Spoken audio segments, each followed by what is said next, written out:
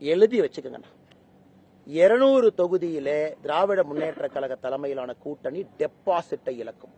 200ல deposit இழப்பாங்க.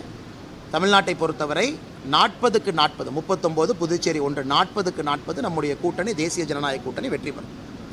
இதுல முதலமைச்சருடைய ஆசை என்னன்னா, அப்படியே ஓட்டு அப்படியே பிரிஞ்சு போயிருமான்னு பார்க்குறாரு. ஏன்னா முதலமைச்சருக்கு தெரியும் இன்னைக்கு மக்கள் அவர் மீது வைத்திருக்கக்கூடிய அதிருப்தியில் தமிழ்நாட்டில் ஒரு எம்பி சீட்டு கூட இன்னைக்கு திமுக காங்கிரஸ் கூட்டணி ஜெயிக்காது. எழுதி கொடுக்குறேன், கோயம்புத்தூர்ல பாரதிய ஜனதா கட்சி ஜெயிக்குது. எழுதி வச்சு எழுதி கொடுத்துட்டு போறேன். பாரதிய ஜனதா கட்சி ஒரு சரித்திர வெற்றி. கோயம்புத்தூர், பொள்ளாச்சி, நீலகிரி, ஈரோடு, திருப்பூர், கொங்கு பகுதி எல்லாம் முழுசா மாறிடுச்சு.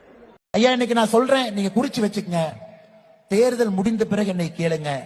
நானும் எங்கே போவது கிடையாது, நீங்களும் எங்கே போக போவது கிடையாது. தேர்தல் முடிந்த பிறகு வாக்கு பெட்டி எண்ணும் பொழுது நான் சொல்லுகின்றேன், தென் தமிழகத்துல ஒரு திராவிட கட்சியினுடைய எம்பி இருக்க மாட்டார். இன்னைக்கு நான் சொல்றேங்க ஐயா, குறிச்சு வச்சேன். நான் எங்கேயும் என்னுடைய வார்த்தை நான் சும்மா அப்படியே போட்டுட்டு போற ஆள் கிடையாதுங்க ஐயா. அரசியல் களத்தை நன்றாக ஆராய்ந்து கூறுகின்றேன். தென் தமிழகம் எந்த அளவுக்கு மாறி இருக்கிறது என்று சொல்லுகின்றேன்.